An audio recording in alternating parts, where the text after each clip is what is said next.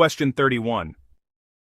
Which of the following would be the most important information to include in a business case for an information security project in a highly regulated industry? A. Industry comparison analysis. B. Critical audit findings. C. Compliance risk assessment. D. Number of reported security incidents. The correct answer is C. Compliance risk assessment. Explanation correct. In a regulated industry, the primary justification for a security investment is often to mitigate the risk of non-compliance, which can lead to massive fines, legal action, and reputational damage. The potential cost and impact of regulatory non-compliance are often the most compelling arguments for funding security projects in regulated environments. Question 32. An organization faces severe fines and penalties if not in compliance with local regulatory requirements by an established deadline. Senior management has asked the information security manager to prepare an action plan to achieve compliance. Which of the following would provide the most useful information for planning purposes? A. Results from a business impact analysis. B. Results from a gap analysis. C. An inventory of security controls currently in place. D. Deadline and penalties for non-compliance. The correct answer is B. Results from a gap analysis. Explanation correct. A gap analysis directly compares the current state of controls against the regulatory requirements, identifying the specific gaps that need to be addressed in the action plan. Question 33. If the inherent risk of a business activity is higher than the acceptable risk level, the information security manager should first: A. Transfer risk to a third party to avoid cost of impact. B. Implement controls to mitigate the risk to an acceptable level. C. Recommend discontinuing the business activity. D. Assess the gap between current and acceptable level of risk. The correct answer is D. Assess the gap between current and acceptable level of risk. Explanation. The first step is to perform a risk assessment to quantify the difference, the gap, between the inherent risk and the acceptable risk level. This analysis is crucial for selecting the appropriate risk treatment. Before deciding on a treatment, mitigate, transfer, avoid, accept, the risk must be properly assessed and the gap understood. Question 34. Which of the following is the most important driver when developing an effective information security strategy? A. Security audit reports. B. Benchmarking reports. C. Information security standards. D. Compliance requirements. The correct answer is C. Information security standards. Explanation. A strategy should be based on a recognized framework or set of standards, e.g. ISO 27001, NIST, CSF, to ensure it is comprehensive, structured, and aligned with best practices.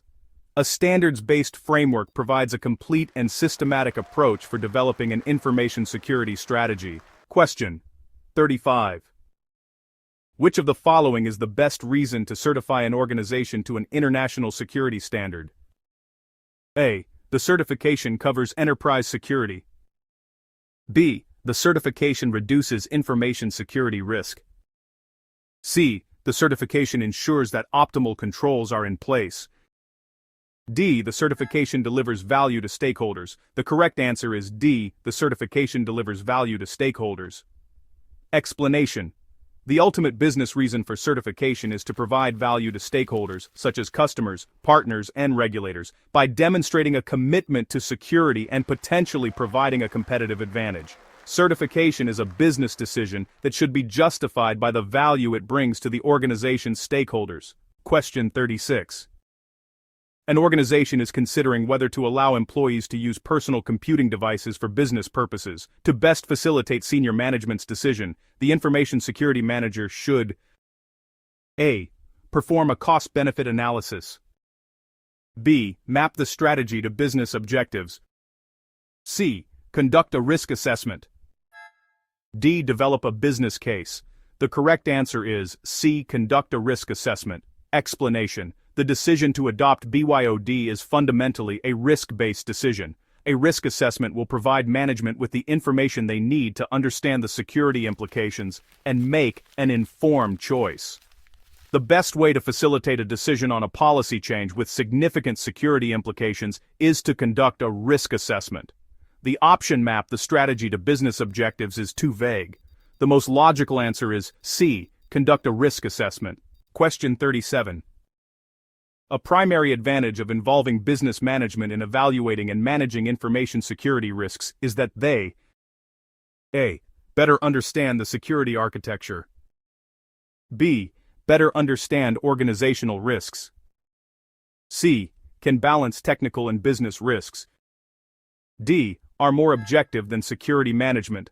The correct answer is C. Can balance technical and business risks. Explanation: business management possesses the authority and perspective to make informed trade-offs between security risks, operational needs, and financial constraints. Business owners are best positioned to decide on the level of risk they are willing to accept in pursuit of business objectives. Question 38. Which of the following is the most effective way for an organization to ensure its third-party service providers are aware of information security requirements and expectations? A. Providing information security training to third-party personnel. B. Auditing the service delivery of third-party providers. C. Including information security clauses within contracts.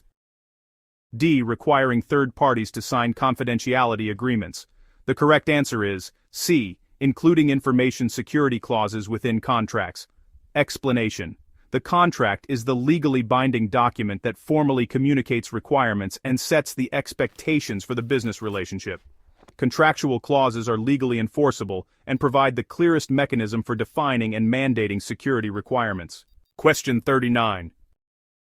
Following a risk assessment, new countermeasures have been approved by management. Which of the following should be performed next?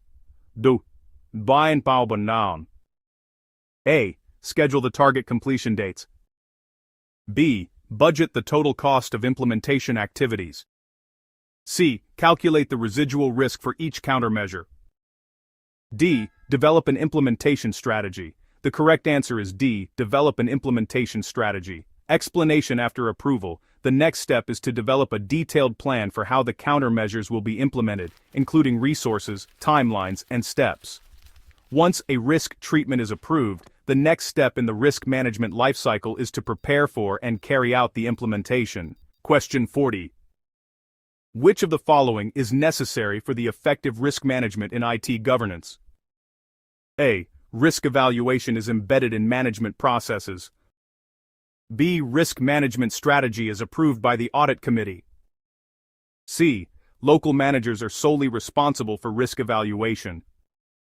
D. IT risk management is separate from corporate risk management. The correct answer is A. Risk evaluation is embedded in management processes. Explanation: for risk management to be effective, it must be an integral part of all key management activities and decision-making processes, not a separate, standalone exercise. Embedding risk management into business-as-usual activities ensures it is proactive and continuous.